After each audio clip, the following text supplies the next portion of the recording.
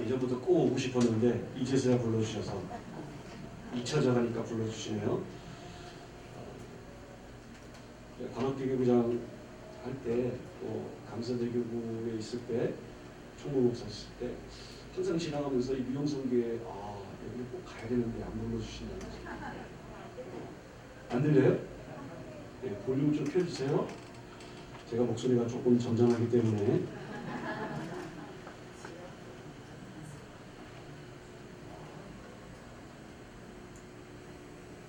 예전에 제가 고등학교 다닐 때, 대학교 다닐 때인가요? 전교사 할 때인 것 같습니다.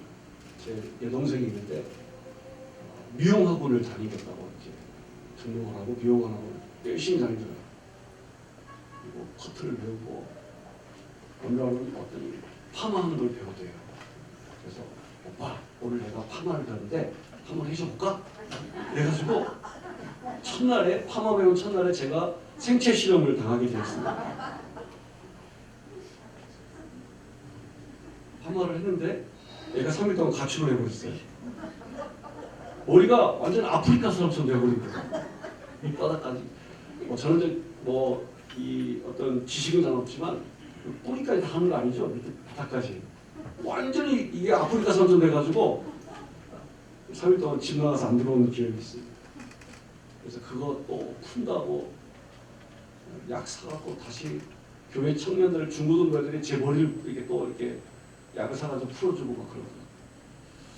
그래서 이 일을 함부로 하는 게 아니구나. 군에 가서 군대에 가면 남자들이 미용 기술이 있던 간에 서로 동료들의 머리를 깎아주고, 그래서 제가 이제 훈련소에서 머리 깎다가 친구 머리 깎다가 교관이 부르는데 예 하고 대답을 했는데 얘가 비명을 와 하고 지르는 거예요. 보니까 가위로 귀 살점을 뚝 잘라버린 거예요. 얼마나 놀랐는지요. 피가 줄줄 흐르는데. 그래서 제가 군악대를 나왔어요. 군악대를 갔는데 군악대를 가면 거기서도 미용사를 뽑아요. 이제 그 중에 한 명 똑똑하고 아주 끼가 많고 뭔가 재능이 있어 보이면서 한 사람 뽑아가지고 걔를 이제 부대원들 머리를 깎게 해줍니다. 예, 제가 눈에 띄어나와요. 보는 눈들은 있어가지고 그래서 야 너 군대에서는 깍새라고 그러는데 너 깍새. 제가 예 시키는 대로 하겠습니다. 그런데 말입니다. 훈련소에서 제가 귀를 한번 잘라 먹었습니다. 그랬더니 그 이후로 한 번도 가위를 잡은 적이 없습니다. 나중에 보니까 이 미용하는 분들이 쉬지를 못해요. 왜냐면 공휴일 때, 휴일 때 머리를 깎아주니까 다른 사람은 다 외출 나가고 연애 나가고 하는데 얘는 머리 깎고 앉아있는 거예요. 교회 가야 되는 시간에도 머리 깎고 앉아있는 거예요. 귀를 잘라먹은 것도 하나님의 은혜였구나. 근데 저는 고등학교 때까지 저희 어머니가 제 머리를 깎아주셨어요. 마음이 순진했던 거죠. 그 어머니의 그 사랑을 기억하다 보니까 제가 아들 둘에 딸이 하나인데 아들 둘은 초등학교 졸업할 때까지 제가 머리를 깎아준 것 같아요. 그제 그 명절 때, 구정 때 처갓집에 갔더니 와이프가 혹시 우리 아빠 머리 좀 깎아줄 수 있어요? 그러는 거예요. 아빠가 미용실 가기 싫다는 거예요. 그래서 그냥 도구 있으니까 챙겨봐야지 깎던 거 가지고 갔는데 아싸가 아니라 아뿔싸. 지금까지 한 번도 대하지 않았던, 만나보지 못했던, 죄송한데 계신가 모르겠네, 안 계신 것 같은데 대머리였습니다. 이거 어떻게 깎지? 어떻게 깎아야 될까요? 근데 알아서 막 깎았더니 아주 흡족해 하시는 거예요. 그러니까 처음에는 예쁘게 깎아주려고 노력을 되게 했는데 에이 그냥 바리깡으로 밀어버리자고 싹 밀었더니 알아서 예쁘게 정리가 되더라고요. 그래서 제 매제라 그러나요? 그 여동생 오빠가 처남이라 그러네. 목사인데 형님 저도 좀 깎아주세요. 그래가지고 둘 다 깎아줬어요. 아주 흡족하게. 뭐 시험 드는 건 그분들의 마음이고 저는 흡족하게 깎아왔습니다. 여러분 행복하십니까? 네. 여러분 이 부활절에 주님 앞에 나와서 예배드리면 행복하십니까? 또 여러분이 주신 하나님의 달란트가 있는데 그 달란트를 사용함이 행복하십니까? 여러분 우리 이름이 바뀌어가지고 제 입에 잘 안 붙네요. 사회사업 미용선교회. 첫인상이 너무 좋아요. 저는 이제 한때 음악을 했던 사람이고 어디를 가든지 교회는 항상 세 가지가 살아있어야 되는데 말씀과 찬양과 기도. 그죠? 근데 그 중에 요즘 가장 교회의 부흥의 핵심이 되는 가장 기초가 되는 게 찬양이에요. 근데 우리 실험인 선교회 모든 선교회를 통틀어서 제가 볼 때 1등인 것 같습니다. 찬양이 살아있어야 일단은 생동감이 있는 거예요. 아무리 앞에 할아버지나 할머니들이 나와서 찬양이 돼도 찬양을 젊게 하면 그 단체는 젊어지게 되어 있습니다. 아멘입니까? 하여튼 뭐든지 예쁘게 멋있게 잘 차려놓은 밥상도 맛있는 것처럼, 그죠? 밥상을 잘 차려놔야 이 선교에 많은 매력이 풍겨나가고 많은 사람들이 여기로 찾아오게 되는 거예요. 나도 함께 하고 싶다. 나도 저 자리에 서고 싶다. 이런 매력을 풍겨야 되는 거죠. 그래서 여러분들이 찬양을 너무 잘하시고 또 감동이 돼서 이 말씀을 꼭 해드리고 싶다. 넘버원입니다. 넘버원 되시니까 행복하십니까? 오늘 설교 제목에 행복하십니까? 머리를 손질한다는 것은 제가 오늘 말씀을 주면서 잠깐 묵상을 해봤어요. 어떤 의미가 있을까요? 기분 전환입니다. 기분 전환. 그죠? 사람이 어떤 마음에 큰 변화가 있을 때 여기서도 머리 싹 잘라버리잖아요. 그리고 마음이 어수선하고 뭔가 마음이 우울하고 그러면 머리 손질을 예쁘게 하면 마음이 산뜻해집니다. 기분 전환이 되는 거예요. 여러분들은 지금 하는 사역이 사람들의 마음을 바꿔주는 사역이라고. 우울한 마음에, 슬픈 마음에, 또 때로는 뭔가 불안하고 두려운 마음들을 새로운 마음, 새로운 공기를 불어넣어주는 아주 중요한 사역을 여러분이 하고 계시다는 거죠. 또 이 합동 결혼식 5월달에 있는데 여러분 이거 정말로 의미가 있는 것 같아요. 한이 맺혀진 사람들의 마음에 한을 풀어주는 이 사역, 이게 얼마나 귀할까요? 보세요. 한 부부가 있는데 너무 힘들고 너무 바쁘고 너무 가난해서 결혼식을 못했어요. 그 남편의 마음은 어떨까요?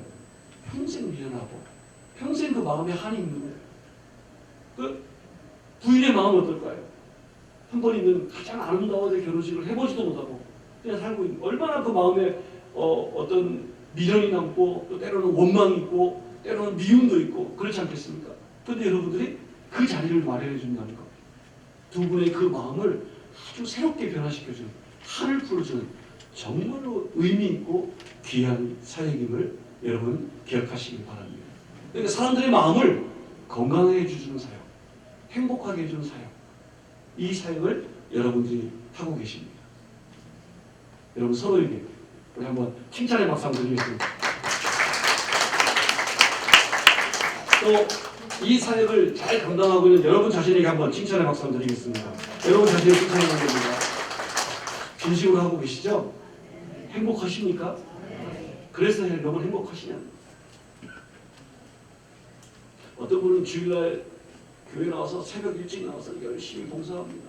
찬양대 봉사하고 교회학교 봉사하고 선교회 봉사하고 또 찬양 인도도 하고 열심히 봉사하는데 너무너무 행복해요.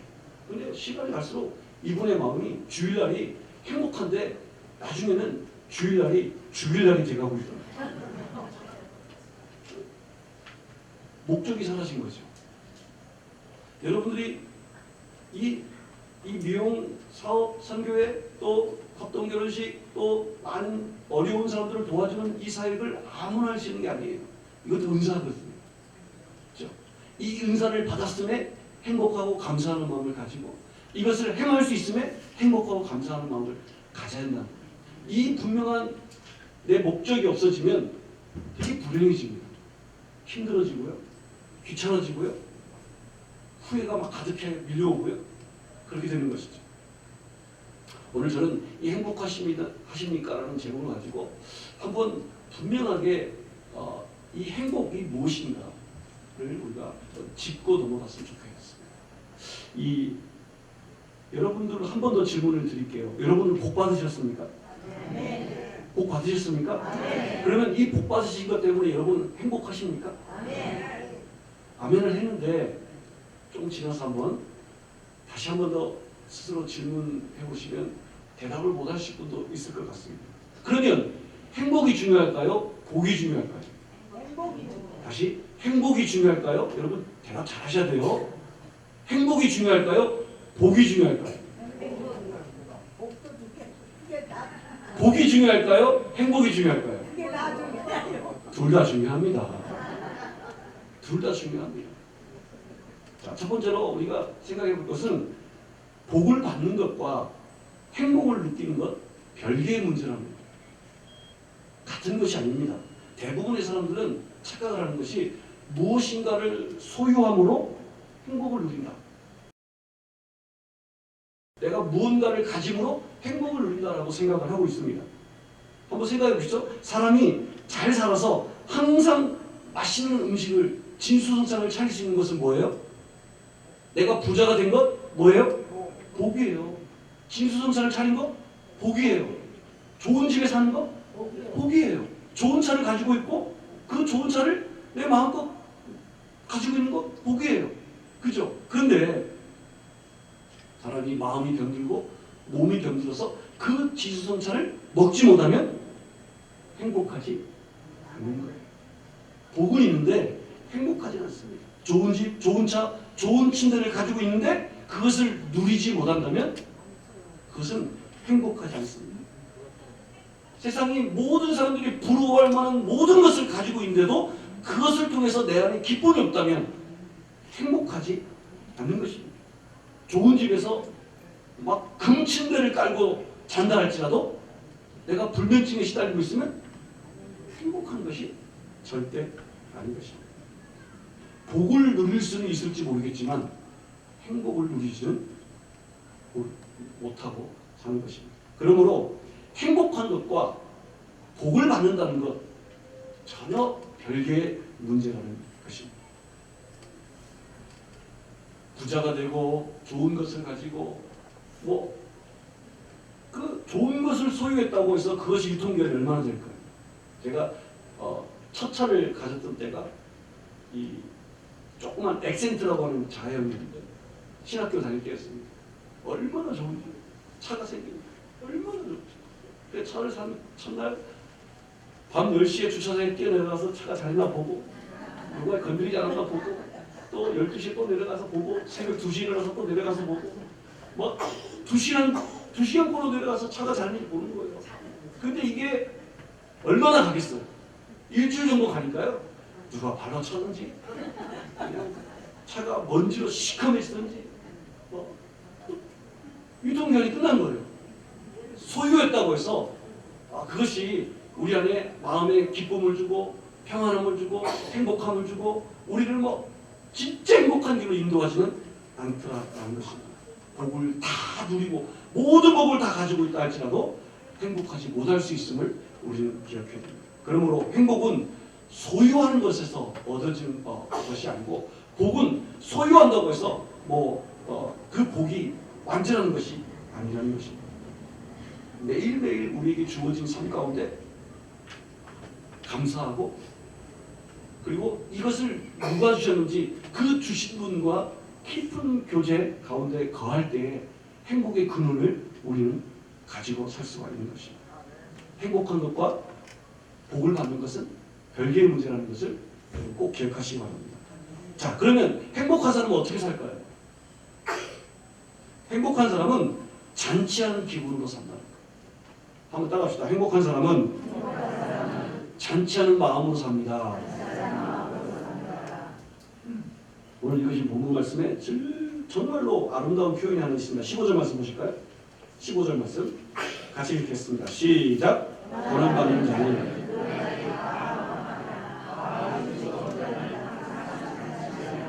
아멘. 명절이 되거나 휴가철이 되면 사람들이 막 차를 끌고 다 고향으로 갑니다. 이건 한국도 그렇고 일본도 그렇고 중국도 그런 거예요. 그러다 보니까 온 도로가 그냥 마비가 되고 힘들죠. 요즘은 도로가 참 잘 뚫려가지고 예전에는 막 20시간 걸려서 가던 거리를 이제는 너댓 시간이면 갑니다. 제 고향이 충청도 태안인데요. 저희 부모님이 어떻게 하다가 부산에 살게 되었어요. 그래서 예전에 기억나는데 부산에서 명절 때 부모님 모시고 고향 태안으로 가는데 19시간 걸려요. 20시간 걸려요. 막 너무너무 괴로운 거예요. 너무너무 힘든 거예요. 대부분 같은 마음입니다. 그런데 그렇게 육신적으로 힘든데 사람들의 얼굴을 보면 미소가 있어요. 기분이 좋아요. 막 짜증도 나지만 결국은 기분이 좋아요. 왜요? 고향을 찾아간다는 것이죠. 오랜 시간 힘들게 운전해서 가는데 몸과 마음은 힘들지만 그 기분은 행복한 것이죠. 무엇을 얘기하는 것입니까? 잔치의 문제는 물질의 문제가 아니라 마음의 문제입니다. 우리 인생은 물질이 우리 인생을 좌지우지하는 것이 아니라 우리의 마음, 우리의 생각이 중요하다는 거죠. 잔치는 음식이 중요한 것이 아니라 우리의 마음이 중요하다는 거예요. 먹을 것이 많아서 사람이 많이 모여서 잔치가 아니라 그곳에 지금 내 마음에 기쁨이 있고 즐거움이 있으면 그 자리가 잔치의 자리가 되는 거죠. 오늘 이곳 이 선교의 이 예배 모임, 여러분의 그 봉사하고 헌신하는 이 모임이 기쁨이 있고 감사가 있고 즐거움이 있고 행복함이 있고 웃음이 넘치기를 예수님으로 가지고 축복드립니다. 그래야 됩니다. 일 잘하는 것, 기능이 좋은 것, 기술이 좋은 것, 경력이 오래됐다고? 아니요. 그것 갖고 자꾸 얘기하면 행복하지 않습니다. 사람이 찾아오지 않습니다. 이 귀한 사역에 우리 교회에 얼마나 많은 기술자들이 많이 있겠어요. 그죠? 그분들이 찾아오게 만들어야 돼요. 찾아오려면 어떻게 됩니까? 늘 잔치하는 마음, 웃음이 끊어지면 안 됩니다. 웃음이 끊어지면 안 돼요. 항상 감사가 있고 칭찬이 있고 격려가 있고 아멘? 늘 여러분이 찾아가서 봉사하는 사회 선교하는 그 사역의 현장 속에 감사가 있고 웃음이 있고 즐거움이 있고 그 속에 막 행복함이 있고 그래서 그 사역이 그냥 사역 일이 아니라 잔치가 되어야 한다는 것입니다. 저는 일본에 선교사로 10년을 다녀왔습니다.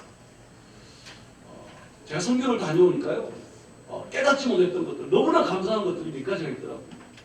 첫 번째는 제 친구가 중국 상하이에서 이제 예전에 제가 찬양사역을 할 때 같이 둘이 노래 부르면서 이렇게 막 전국을 다니면서 방송에도 나오고 막 그랬는데 이 친구는 중국으로 선교를 갔고 저는 일본으로 갔어요.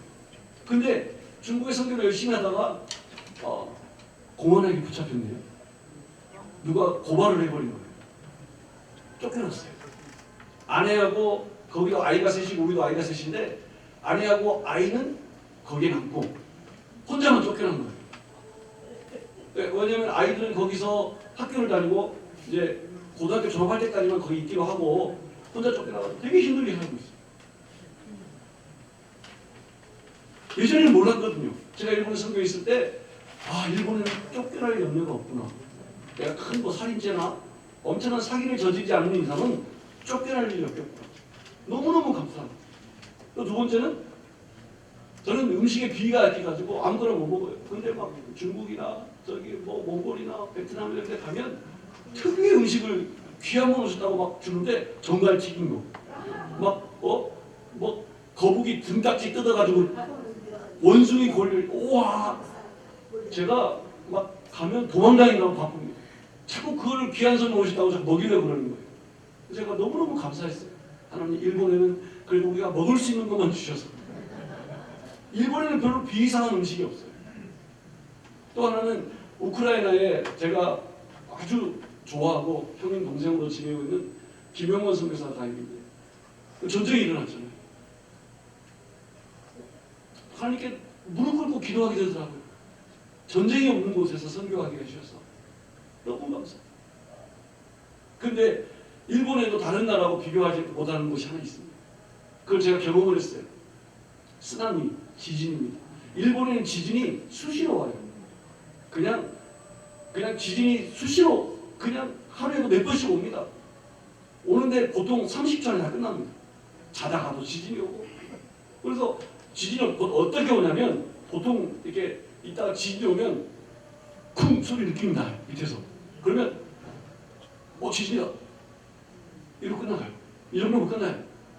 쑥 지나가요 지진이. 그리고 좀 세게 오면 훅! 야 지진 왔다 진짜 야야야 뭐야 식당 밑으로 들어가 있어요. 그리고 길으면 30초 끝나고. 근데 2011년 일본 대지진이 만났어요. 여러분 이 지진이 얼마나 무서운지 아세요? 전 지금도 이 트라우마가 있거든요. 이렇게 물들리는 것도 무서운데 이게 한 3도 정도 됩니다. 이게 3도 정도. 근데 일본 그 동북 대지진 때 이 바닷가에서는 9도, 동북 지방에는 7.5도, 동경에는 5.6도, 6도가 났어. 어느 정도냐면 이게 가로등이면 이렇게 하는 거예요. 일본 사람들은 지진이 많은 나라이기 때문에 집을 지을 때 못을 박지 않습니다. 다 나무를 끼워서 만들어요. 완전히 기곡산장입니다. 끼끼끼 이런 소리 나요. 얼마나 무슨 공포스러운지 모르겠어요. 여기 일본 간지 이제 3년 정도밖에 안 됐는데 뭘 어떻게 될지 모르겠는 거예요. 그날 금요일 피해야 되는데 방송관을 보고 TV는 틀어놓고 문은 다 열어놓고 도망갈 준비를 하고 막 가로등이 엿가락처럼 휘니까요. 제가 섬기던 교회에 바로 옆에 우리 집사님의 빌딩이 있었는데 이 쌍둥이 빌딩이에요. 50cm만 더 움직였으면 이 빌딩이 무너졌을 거예요. 빌딩이 이렇게 움직이니까. 일본에는 지진을 대비해서 이 건물 밑에 바퀴를 달아놓습니다. 그래야지 건물이 안 부러져요. 얼마나 무섭고 두렵고 공포스러운지. 나중에 알고 보니까 우리만 큰 주차장 공터에 나가 있고 일본 사람들이 없는 거예요. 그러니까 이 사람들은 아기 때부터 지진 대비 훈련을 받아가지고 벌써 대피소로 피해 있더라고요. 우리만 그냥 이렇게 공터에서 무서워가지고. 근데 이 지진이 이런 큰 지진이 20분 동안 지속이 돼 있습니다. 그날 차라예배 드리러 교회를 가다가 결국은 못 갔어요. 차가 너무 막혀가지고. 그래서 그 다음날 그날 차라예배는 전 성도들한테 취소하고 집에서 기도하시라고 다음날 교회 갔더니 교회에 있는 이 벽에 달려있는 스피커, 그릇, 액자 다 떨어지고 다 떨어졌는데 다행인 것은 지진을 해서 사람들이 피해를 당하지 않았어요. 대비가 워낙 잘 되어 있습니다. 그런데 일본 사람들이 예상하지 못했던 쓰나미가 옵니다. 쓰나미가 오고 나서 한 2달 뒤에 제가 섬기던 교회 성도님과 우리 청년들 다 모아서 건강찬대 해가지고 쌀 100포를 가지고 현장으로 동북지방으로 갔어요. 갔더니 못 들어오게 하더라고요. 외부인 출입 금지. 그래서 우리 교회 대표를 보내가지고 우리 교회에서 왔으니까 이렇게 해서 여러분께 쌀을 전해드리고 그랬더니 일본 사람들이 종교단체는 더더욱 못 받습니다. 산속에다가 컨테이너 박스에 해놓고 이제 그 무리들이 살고 있는 거예요. 그래서 제가 가보겠습니다. 일본 사람들은 목사 이러면 좀 되게 높게 보거든요. 복시 사마. 사마라고 하는 말은 되게 높은 사람을 지칭할 때 옛날에 연사마 있었잖아요. 제일 높은 사람, 제일 존경하는 사람을 우리를 그냥 복시 센세이, 목사님 이렇게 적는데 복시 사마 하면 되게 높게 취급을 해줘요. 제가 가서 절대로 종교활동하지 않겠습니다. 그냥 우리가 여러분들을 위해서 쌀을 100% 가져왔는데 그냥 한 집에 가서 한 푸대씩만 놓고 그냥 가겠습니다. 그랬더니 그분들이 회의를 하더니 문을 열어줬어요. 그분들이 한 얘기가 외부 단체에서 최초로 우리 교회가 들어왔다는 거예요. 그래가지고 저희들이 쌀을 나누는데 어떤 할머니가 제 손을 딱 잡더니 혹시 아마 저 파도에 목사님 정도 나이 되는 제 딸이 휩쓸려 들어갔는데 아직도 돌아오지 않고 있어요. 하면서 제 손을 잡고 우는 거예요. 그때 처음으로 일본 사람이 너무 불쌍하다 하는 생각했어요. 갈 데가 없어요.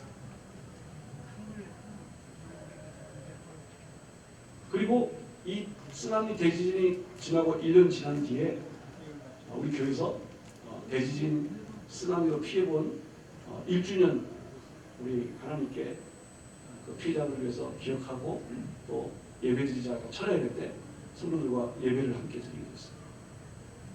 오늘은 제가 설교하지 않겠습니다. 대신에 여러분께 영화를 하나 보여드리겠습니다. 그리고 철야예배 시간에 여러분 해운대라는 영화 보셨어요? 해운대라는 영화 한번 꼭 보세요. 되게 재미도 있고 오락성도 있고 그래요. 근데 그 영화를 1시간 반 동안 보고 나서 영화를 보는 순간 다 웁니다. 그 영화가 조금 이렇게 오버해서 이만큼 흔들릴 걸 이만큼 흔들리게 해놓긴 했거든요. 근데 오락성으로 그런 건데 그 현장에 있는 우리 성도들은 다 울었어요. 왜냐하면 그게 현실이었거든요. 우리는 그냥 오락성으로 보는 어떤 그런 자연재해 드라마 영화였는데 현장에 있었던 우리는 현실이었어요. 제 아내는 너무너무 많이 울어가지고 3일 동안 아팠습니다. 귀하신 여러분, 우리가 건강한 몸을 가지고 건강한 사역을 하고 있고 건강한 가정과 행복한 교회를 통해서 은혜를 나누고 있고 하나님 주신 귀한 달란트를 가지고 봉사하고 있는 것이 얼마나 감사한 일인지 모릅니다. 이것을 우리가 깨닫지 못하면 아무리 훌륭한 일을 해도 절대 행복하지 않다는 것을 제가 말씀드리려고 제가 이 선교제에 대한 거예요. 지금도 지진 트라우마가 있습니다. 비슷한 쿵 소리 나면 저도 모르게 식탁 밑으로 들어가려고 막 행동을 합니다. 너무 무서워요. 어떤 목사님 그러더라고요. 목사가 돼서 뭐가 무섭다고 그러더라고. 그래서 나는 무섭다고 이 자식아. 성도들도 무섭다. 저들도 아파하는데 맨날 믿음으로 그 무서움을 어떻게 이기느냐고. 현실은 현실이고 믿음은 믿음이냐. 함께 울고 함께 아파져 이거. 여러분 정말로 여러분들이 하는 모든 사역에 가장 중요한 게 뭐예요? 일하고 머리 깎아주고 결혼시켜주고 아니요. 그들 마음에 위로와 평안을 주는 겁니다. 아멘입니까? 예수님께서 두려워 떨고 있는 제자들 찾아갔어요. 저는 성경에서 제일 좋아하는 성경 말씀이 뭔지 아십니까? 오늘 부활절에 이 예수님께서 제자들 찾아가서 제자들에게 하신 말씀, 저는 그 말씀을 제일 좋아합니다. 우리 한번 따라해볼까요? 밥 먹자. 따라해보세요. 밥 먹자. 저는 이 말씀이 너무 좋아요. 예수님을 배신하고 십자가를 피해서 다 도망갔던 제자들에게 예수님이 찾아오셨습니다. 그 예수님이 제자들이 두려워 떨고 있을 때 제가 만약에 예수님이었다면 저는 어떻게 했을 것 같아요? 야 나쁜 놈 새끼야. 네가 어떻게 그래? 너 절대 배신 안 한다 그랬지? 너는 절대 안 한다. 야, 내 어떻게 뻔뻔해? 그러고 너 살고 있나? 그랬을 거예요. 근데 한마디도 그런 말씀하지 않습니다. 생선 잡은 거 있니? 얘들아 가져와 봐라. 밥 먹자. 여러분 부족해. 우리가 완벽하면 얼마나 완벽하겠습니까? 우리가 얼마나 잘났겠습니까? 우리가 얼마나 완전합니까? 절대 그럴 수가 없는 존재들입니다. 예수님 뭐라고 말씀합니까? 괜찮다. 밥 먹자. 아멘? 우리 서로가 장점이 있고 단점이 있어요. 모난 점이 참 많습니다. 그런 것을 찝어내고 지적하는 것이 아니라 우리 함께 일할 수 있으면 행복하고 함께 일할 수 있으면 하나님 영광이고 함께 일할 수 있으면 수많은 사람들에게 평안을 주고 위로함을 주고 밥 먹자. 여러분 평안하십시오 이 말입니다. 두려워하지 말라. 내니 두려워하지 말라. 아멘. 잔치하는 여러분 모든 사역이 모든 예배가 잔치하는 것처럼 행복한 사역 되기를 예수님 간절히 축원드립니다. 두 번째 또 세 번째 생각할 것은 어떤 사람이 행복한 사람일까요? 따라합시다. 할 일이 있는 사람이 행복한 사람입니다. 여러분 일하는 것이 복입니다. 아멘입니까? 저희 어머니들이나 어르신들 보면 아유 이놈의 일복은 진짜 내가 일하러 죽지 막 근데 저희 어머니가 그러시거든요. 저희 어머니가 맨날 나는 일이 손에서 떨어지지 않는다고. 근데 지금 이제 80이 넘으셔서 며느리도 있고 자식도 다 잘 살고 있는데 오시면 앉아 계시지를 못해요. 자꾸 뭔가를 해요. 어머니도 가만히 계세요. 그래놓고 맨날 일복이 떨어지지 않는다고 그러지 말고 그냥 가만히 계시라고. 그냥 자식들 해주는 거 그냥 누리고 있으라고. 왜 밥상 차리는데 부엌에 들어와서 자꾸 지적질 하시냐고. 하지 마시라고. 그럼 어머니가 하시는 거라고. 여러분 무슨 뜻입니까? 어머니 흉보고 있는 거예요. 건강하다는 뜻이에요. 그죠? 여러분 늙으면요 어떻게 건강한 줄 아십니까? 늙으면요 사람들의 특징이 나타나는데 모든 힘이 입으로 다 간대요. 모든 힘. 젊었을 때는 운동도 하고 막 노래도 부르고 막 별걸 다 하다가 나중에 늙으면 어떻게 됩니까? 온 몸에 힘이 다 빠지고 입으로 말이 많으시는 거예요. 그러니까 맨날 자식 자랑하고 뭐 자랑하고 내가 옛날에 뭐 자랑하고 어떤 교회는 저희 어머니 아버지가 다니던 교회는 손주 자랑 자식 자랑하면 벌금 10,000원씩 냈대요. 근데 나중에 어떤 일이 벌어지니까 나 오늘 30,000원 낸다 하고 시커랬대. 그러면 그거 돈 모아가지고 떡하고 뭐 잔치하고 막 그랬대요. 매주마다 20만원씩 넣게 그런대. 서로 자식 자랑하고. 무슨 뜻이에요? 건강하다는 뜻이에요. 네, 10,000원 내시기 바랍니다. 여러분, 건강하다는 거예요. 근데 일복이 떨어진다고 불평불만 우리 어르신들이 많이 하셨어요. 그죠? 근데 일하는 것이 복입니다. 일하는 것이 복입니다. 과거 동양 세상에서 귀족들은 굶으면 굶어 죽었지 일하지 않는다. 근데 한국이 그랬고 중국이 그랬고 인도도 그랬습니다. 서양도 마찬가지입니다. 노동을 기피했습니다. 노동하는 것을 대단히 천시했습니다. 그래서 서양의 철학자들도 노동은 노예들이나 하는 것이다 이렇게 말을 했습니다. 그런데 성경은 뭐라고 말합니까? 일하는 것이 복이다. 노동은 신성한 일이다. 하나님이 우리에게 주신 복이다. 아담이 하나님이 이 노동이라는 것은 하나님이 저주하셔가지고 불순종함으로 저주하셔서 주신 벌이라고 생각 절대 그렇지 않습니다. 선악과를 따먹기 전에도 이미 아담은 일하고 있었습니다. 그렇죠? 온 숲속에 나무들이 이름을 지어주고 동물들의 이름을 지어주고 노동이잖아요. 정신노동. 노동이 일하는 것이 복인 것입니다.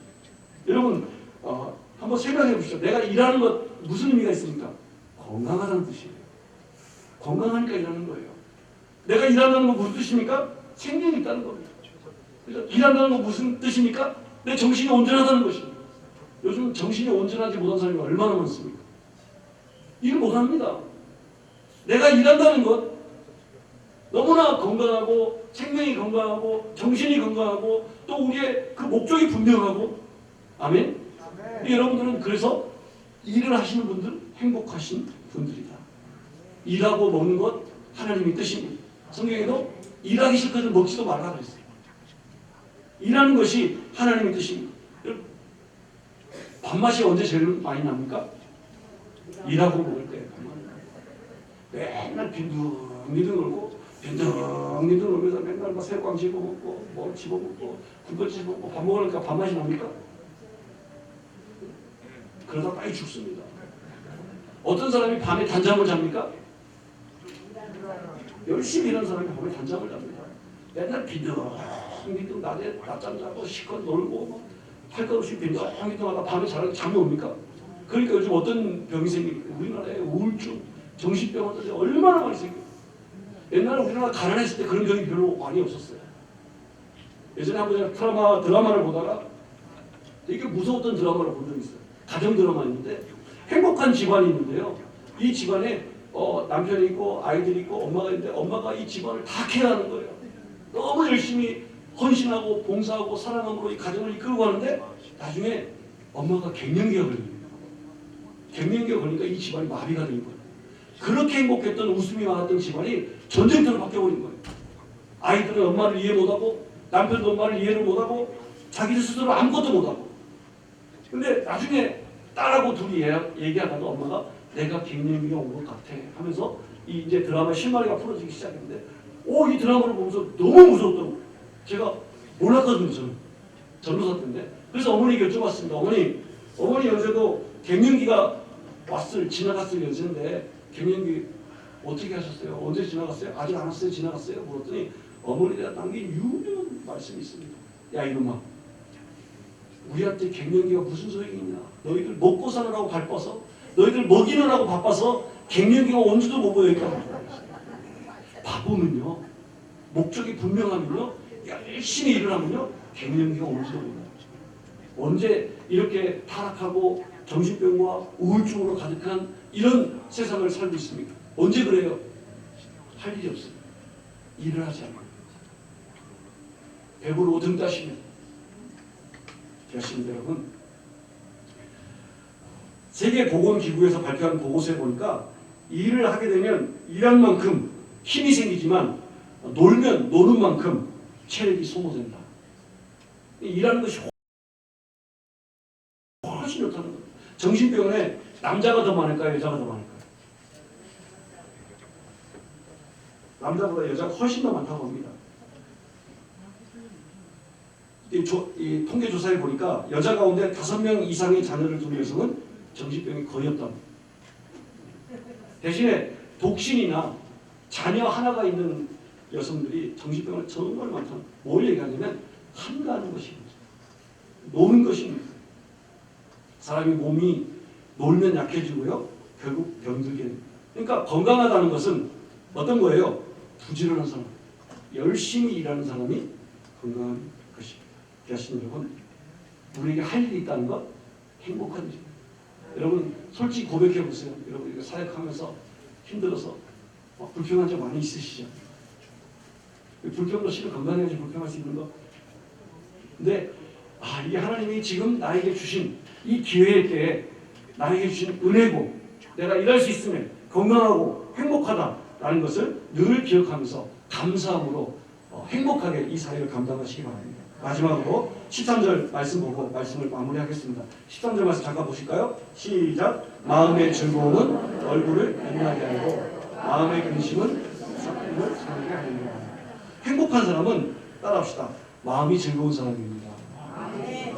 네, 무슨 일을 하든지 즐거움으로, 어떤 집이든지 공동체든지 교회든지 또 사람과의 관계든지 즐거움이 없으면 그 자리는 되게 에너지가 소비되고요, 병든 공동체가 됩니다. 항상 예배는 즐거워야 돼요. 여러분 수준 어느 정도인지 마지막으로 질문해 볼까요? 교회는 행복해야 됩니까? 거룩해야 됩니까? 대답을 잘하세요. 교회는 거룩해야 됩니까? 행복해야 됩니까? 네, 이미 교회는 그 교회라는 자체가 거룩한 공동체입니다. 교회는 행복해야 돼요. 예배는 거룩해야 됩니까? 행복해야 됩니까? 행복해야 됩니다. 예배라는 자체는 이미 거룩한 거예요. 그죠? 하나님과 만나는 자리이기 때문에 이미 거룩한 그 자체가. 예배는 재미있어야 됩니다. 즐거워야 됩니다. 음식이 맛있어야 돼요? 예뻐야 돼요? 네, 두 개 다 있어야 됩니다. 여러분, 예배는 재밌어야 됩니다. 말씀은 재밌어야 됩니다. 우리가 이 예배가 왜 지루하고 왜 막 자꾸 졸리고 그럴까요? 재미가 없으니까. 막 드라마 볼 때 불륜 나오고 이런 거 재밌잖아요. 그죠? 사랑 놀이 나오면 재밌잖아요. 성경에 그런 얘기가 얼마나 많은데, 이거보다 훨씬 더 재밌는 얘기가 얼마나 많은데, 너무 거룩이라는 포장으로 우리를 포장해버리고 있어요. 우리가 거룩해봤자 얼마나 거룩합니까? 우리가 얼마나 잘했습니까? 귀하신 여러분, 잔치하는 마음으로 사역하십시오. 잔치하는 마음으로 예배드리십시오. 잔치하는 마음으로 가정을 섬기십시오. 남편을 섬기고 아내를 섬기고, 잔치하는 마음으로 수많은 사람들이 봉사하실 때 그 잔치의 마음을 나눠주십시오. 그러면 예수님이 너희들 마음 가운데 평안이 있을지어다. 그 메시지하고 똑같은 거예요. 여러분이 그 아주 귀한 사역을 감당하고 있습니다. 그러므로 이 사회사업 미용성교회가 저는 여기에 10배 이상 더 부흥됐으면 좋겠어요. 수많은 사람들에게 말하지 않아도, 그거 있잖아요. 말하지 않아도 와, 이러면서 이미 평안을 나눠주는 거예요. 그죠? 너무나 귀한 사역. 이 귀한 사역을 너무나 행복하지 않게, 너무나 막 고된 노역을 하는 것처럼, 죽일 날이 될 것처럼 이렇게 하시지 마시고, 기쁨으로, 기왕에 하는 거, 기쁨으로, 감사함으로, 행복함으로, 웃음으로. 아멘. 그래서 많은 사람들의 천사가 되어주시고, 또 하나님이 자랑할 만한 최고의 성교회가 되기를 예수님으로 간절히 축원을 드립니다.